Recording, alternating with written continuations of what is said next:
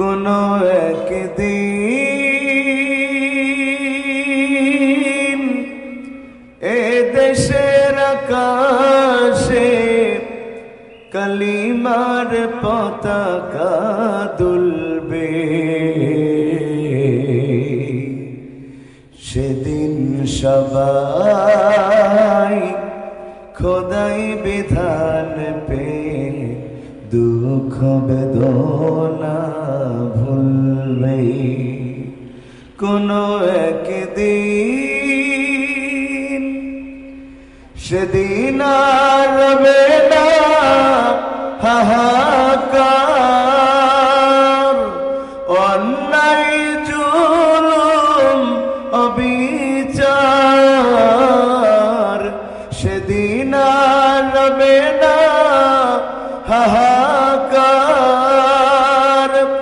অন্যায় জুলুম অবিচার,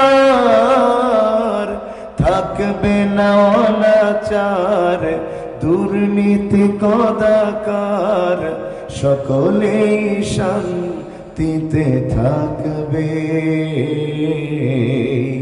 সেদিন সবাই খোদাই বিধান পে দুঃখ বেদনা ভুলবে। কোনো একদিন এ দেশের আকাশে কালিমার পতাকা দুলবে, সেদিন সবাই খোদাই বিধান পে দুঃখ বেদনা ভুলবে। তাফসীর হলো অ্যান্টিবায়োটিকের মতো। বান্দার মধ্যে মুনাফিকের যেই রোগ আছে, বান্দার মধ্যে কুফরির যেই রোগ আছে, বান্দার মধ্যে বিদআতের যেই রোগ আছে, বান্দার মধ্যে ইসলাম আলেম উলামার বিরোধিতার যেই রোগ আছে, যদি এই রোগকে দূর করতে হয় তাহলে তাফসীর নামক অ্যান্টিবায়োটিকের কোনো বিকল্প নাই। আর আমার আল্লাহ তো নিজেই ১৫০০ বছর আগে বক্তারা কিভাবে কথা বলবে তার রুলস রেজুলেশন আল্লাহ করে দিয়েছেন। এখন তো কমিটি আমাদেরকে শিখায় দেয় কি বলবেন কি বলবেন না, কিন্তু ১৫০০ বছর আগে আমার আল্লাহ সব বক্তাদেরকে শিখিয়ে দিয়েছেন কিভাবে কথা বলবা। আমার আল্লাহ বলেন ফাযাক্কির বিল কুরআন, বান্দা যদি আলোচনা করতেই হয় আমার কোরআন দিয়ে আলোচনা করবা। কেন আল্লাহর কোরআন দিয়ে আলোচনা করবা? আয়াতের রেফারেন্সে আল্লাহর হাবিব বলেন মান ক্বালা বিহি সাদাকা, কারণ এই পৃথিবীতে যত মানুষ যত কথা বলুক না কেন কোনো কথা পুরোপুরি সত্য হয় না, তবে কোরআন দিয়ে যারা কথা বলে ১০০ তারা সত্য কথা বলে। এই দুনিয়াতে বর্তমান প্রায় ৮০০ কোটি মানুষ। কত কোটি? কিছু মানুষ কথা বলতে জানে না, আমার বেনাপোলের ভাষায় তাদেরকে বলে বোবা। আপনারা কি বলেন? কথা কন না কেন? আপনারা তো আর বোবা না, তাইলে বলেন তাদের কি বলে? বোবা। বোবা মানুষরা কথা বলতে জানে না, আমরা আফসোস করি, কিন্তু তারা বেঁচে যেতে পারে খালি কথার কারণে। যেই গুনাহ থেকে তারা মুক্ত, তারা বেঁচে যেতে পারে। আর আমরা সবচেয়ে বেশি বর্তমান সময়ে গুনাহ করি কথা দিয়ে। কথা বলছেন না কেন? আল্লাহ হাবিব বলছেন কিয়ামতের আগে অধিকাংশ মানুষ সকালে থাকবে ইমানদার, বিকালে বেঈমান, বিকালে ইমানদার, রাতে বেঈমান। যতটা না কর্মের দ্বারা তার চাইতে বেশি হচ্ছে কথার দ্বারা। মানুষ এমন এমন কথা বলবে সে যে বেঈমান হয়ে যাচ্ছে, মানুষ সেটা টেরও পাবে না। আবার আমার আল্লাহ মুমিন হবার যেই বৈশিষ্ট্য দিয়েছেন তার মধ্যে ২ নম্বর বৈশিষ্ট্য আমার আল্লাহ বলেন ওয়াল্লাযীনা হুম আনিল লাগযি মুরিদুন, এই দুনিয়াতে মুমিন হবে তারা অনর্থক বাজে কথাবার্তা থেকে নিজেকে বাঁচায় রাখবে যারা। খুব মন দিয়া বুঝেন আল্লাহর বান্দারা, যারা কথা বলতে জানে না তাদেরকে আমরা বোবা বলি। আবার এই সমাজে কিছু মানুষ আছে যারা কথা বলতে জানে তারপরেও বোবা, কথা বলে না। কারণ তারা শুধু বোবা নয়, রাসূলের ভাষাই হলো তারা বোবা শয়তান। চাকরি চলে যেতে পারে, দাওয়াত কমে যেতে পারে, এই জন্য কত মানুষ মুনাফিকি করে চলেছে বিগত বছরগুলো। হক কথা বন্ধ করে দিয়েছে, মসজিদ গুলাতে বলে নাই। আইনুদ্দিন আল আজাদ কি সুন্দর করে তাদের সম্পর্কে বলেন, কি হবে আলেম হয়ে ইমাম সেজে মসজিদেতে, যদি পারো সত্য কথা উচ্চ স্বরে না বলিতে। কি হবে আলেম হয়ে ইমাম সেজে মসজিদেতে, যদি পারো সত্য কথা উচ্চ স্বরে না বলিতে। চাকরির ভয় করো যদি ছেড়ে দাও ওই না গদি, চাকরির ভয় করো যদি ছেড়ে দাও ওই না গদি। কি হবে ধোঁকা দিয়ে আল্লাহকে, কি হবে বেঁচে থেকে অযথা বিদ্যা শিখে, যদি না করতে পারি শোষণবিহীন সমাজটাকে। আল্লাহর হাবিব বলেন, যে কোনো দেশের যে ভাষার লোক হোক না কেন, সবাই কি এক ভাষায় কথা বলে নাকি? কেউ বাংলা, কেউ ইংরেজি, কেউ আরবি, কেউ হিন্দি, কেউ উর্দু, কেউ ফার্সি, কেউ মালাই, কেউ চাইনিজে কথা বলে। আল্লাহর হাবিব বলছেন, এই হাজারো কোটি মানুষের মধ্যে তারাই কেবল সত্য কথা বলে যারা আল্লাহর কোরআন দিয়া কথা বলে। এরপরে আল্লাহর হাবিব কথা এখানে শেষ করলেন না। 2 নাম্বার আল্লাহর হাবিব বলেন, আমান হাকামা বিহি আদালা, কোরআন দিয়ে কথা বললে যেমন সত্য কথা হয়, ও আল্লাহর বান্দারা, কোরআন দিয়ে কথা বললে কি কথা হয়? আল্লাহর হাবিব বলছেন, কোরআন দিয়ে কথা বললে যেমন সত্য কথা হয়, ওই কোরআন দিয়ে বিচার করলেই কেবল ন্যায় বিচার হয়। আল্লাহর কসম করে কোরআন হাতে নিয়ে বলছি, ও নতুন হাটবাসী, এই সমাজে যারা কোরআন দিয়ে বিচার করে না, ওরা সব জাহান্নামে যাওয়া লাগবে। ঠিক না ম্যাডাম? নামাজ যেমন ফরজ, রোজা যেমন ফরজ, হজ করা যেমন ফরজ, আবার আল্লাহ বলছেন ইন্নাল্লাহা ইয়া'মুরু বিল আদলি ওয়াল ইহসান, একই ভাবে ন্যায় বিচার করা যেমন ফরজ। যারা ন্যায় বিচার না করে অন্যায় বিচার করেছে, জালিমকে মাজলুম বানিয়েছে, মাজলুমকে জালিম বানিয়েছে, অন্যায় ভাবে আলেমদের হাতে হাত তুলে ধরিয়েছে, আল্লাহর কসম করে বলছি, আল্লাহর জান্নাতের সুগ্রাণ কশ্চিন কালে ওরা পাবে না, কশ্চিন কালে ওরা পাবে না। আমান হাকামা বিহি আদালা, এই দুনিয়াতে কেবলমাত্র এই আওয়াজটাই যে এর মতো টানে, ক্লিয়ার হচ্ছে না এখান থেকে, তারাই কেবল ন্যায় বিচার করে যারা কোরআন দিয়ে বিচার করে। সুবহানাল্লাহ। আপনারা কি আওয়াজ বুঝতে পারতেছেন? তো ঠিকঠাক আসতে বলছেন কেন? কোরআনের বিচার কথা বলে না, কোরআনের বিচার। মাশাআল্লাহ।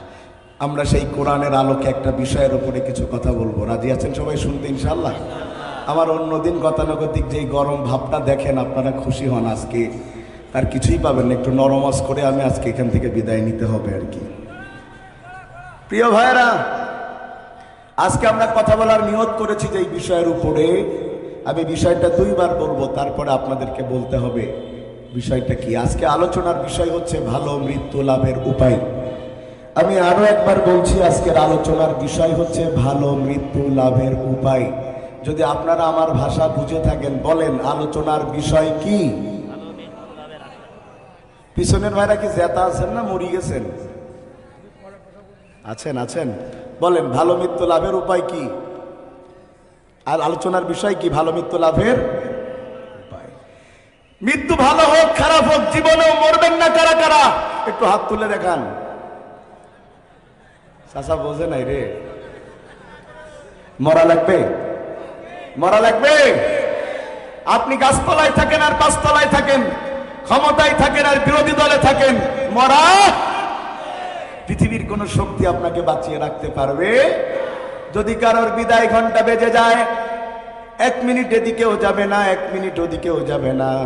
আমার আল্লাহ ঠিক এইভাবে কোরআনের মধ্যে বলেন, ইযা জাআজালুহুম লা ইস্তাখিরুনা সাআতাও ওয়া লা ইস্তাকদিমুন। মৃত্যু যদি কারোর চলে আসে, তাকে বাঁচাবার কোনো ক্ষমতা পৃথিবীর কারো।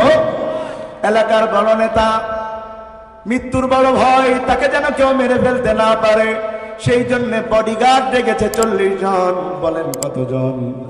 সেই মানুষটাও একদিন মারা যেয়ে 4 পা 4 দিকে দিয়ে চিৎপটাং হয়ে পড়ে আছে। বড় খারাপ মানুষ ছিল, তার মৃত্যুতে দুষ্টু পোলা পাইনে পোস্ট দিয়েছে, একটা উইকেটের পতন হইছে। কথা কয় না কেন? কিছু মানুষ মারা গেলে মানুষ খুশি হয়, ইন্না লিল্লাহর বদলে আলহামদুলিল্লাহ বলে। লোকটা মারা গিয়েছে, 40 জন বডিগার্ড পাশ দিয়ে দাঁড়িয়ে আছে। ওই লোকটার আত্মীয় স্বজনরা বলল, তোদের মতো বডিগার্ড থাকতে বল্টু মূল্য কেমনে? ওরা বলল, আমরা তো বডির গার্ড ছিলাম, বডি তো ঠিকই আছে, একটা লোন পর্যন্ত পড়তে দেই নাই, কিন্তু রুহের তো কোনো গার্ড হয় না। যার রুহ সে নিয়ে গেছে, আল্লাহর কসম আমরা টেরও পাই নাই। তার মানে বোঝা গেল বডির গার্ড হয়, রুহের কোনো গার্ড হয় না। সুতরাং সুম্মা ইলাইনা তুরজাউন, মানুষকে আল্লাহর কাছে ফিরে যাওয়াই, জোরে বলেন, আল্লাহর কাছে ফিরে যাওয়াই লাগবে। সে যদি লোহার কোনো ঘরের মধ্যে নিজেকে আবদ্ধ করে ফেলে, গ্লাসের কোনো ঘরে নিজেকে আবদ্ধ করে ফেলে, সেখানে মনে হয় আজরাইল মালাকাল মাউত ঢুকতে পারবে না। পারবে? পারবে? আকাশ দিয়ে প্লেন যায়, যশোর এয়ারপোর্ট দিয়ে আওয়াজ আপনারা শুনতে পান না মাঝে মধ্যে? আকাশ দিয়ে প্লেন যায়, ওই প্লেনে উঠে যদি নতুন হাটের কোনো মানুষ মনে করে আকাশের ঠান্ডা বাতাস কেমন লাগে, এই বাতাসটা খাওয়ার জন্য একটু জানালা খুলে দেই, খুলতে দেবে? কথা কয় না, খুলতে দেবে? খুলতে তো দিবেই না। যদি কিনা খুলতে যায়, ওকে ধরে টুস করে ফেলে দেবে। কথা বলছেন না কেন? টুস করে ফেলে দিবে। বন্ধুগণ আমার, কারণ প্লেন তো বেনাপোল যশোরের লোকাল বাস নয় যে জানালা খুলে বাতাস খাবেন, এটা তো কোনো লোকাল বাস নয়। আল্লাহর বান্দারা খুব মন দিয়া বুঝেন, খুব মন দিয়া বুঝেন। তাইলে আমরা নিশ্চিত হলাম প্লেনের মধ্যে কোনো বাতাস ঢুকে, যদি প্লেনের মধ্যে কোনো বাতাস ঢুকতো তাহলে প্লেনটা ক্র্যাশ হয়ে যেত। নিশ্চিত হলাম প্লেনে বাতাস ঢুকে না। ওই প্লেনের মধ্যে কোটি কোটি কোটি কোটি টাকার মালিক, শত কোটি টাকার মালিক আব্দুল আজিজ সাহেব বিজনেস ক্লাসে উঠে বসলেন, 1 গ্লাস লেমন জুস পান করলেন। কিছুক্ষণ পরে লোকটার কোনো নড়াচড়া নাই। মানুষেরা যায়া তার দিকে তাকায় বলল, ঘুমাচ্ছে নাকি মারা গেছে? মানুষেরা কয় শরীরের কোনো স্পন্দন নাই, মনে হয় মারা গিয়েছে। নাকের কাছে আঙ্গুল নিয়ে দেখা গেল মারা গিয়েছে। ও নতুন হাটবাসী, আপনাদের কাছে আমার প্রশ্ন, যে প্লেনের মধ্যে সামান্য বাতাস ঢুকতে পারে না, ওই প্লেনের মধ্যে পৃথিবীর চাইতে দেহের দিক দিয়ে বড় মালাকাল মউত ঢুকলো কেমনে? তার মানে বোঝা যায় মানুষ যেখানেই থাক তারে মরা। পৃথিবীতে কেউ স্থায়ী হয় না, হোক না সে ফেরাউন কি বানান, কেউ ভাবে চিরকাল রয় না। ফেরাউন শেষ তক ছিল না, মৃত্যু তাকেও ছেড়ে দিল না। হোক না সে মহারাজা আর মহাবীর, কাউকে সে অবকাশ দেয় না। ঠিক না? ঠিক। তবে আমরা মানুষ বড় কঠিন। যদি কোনো মানুষ জানে নিশ্চিত কাল তার মরা লাগবে, আর যদি আজ রাতে 10 লাখ টাকা ছেড়ে দেওয়ার সুযোগ থাকে, ও বলবে আগে ছেড়ে দেবো তারপর মরব। আপনারা ঠিকঠাক বলছেন, আমার অজবোধে আপনারা বুঝতেছেন না। কথা কি ঠিক?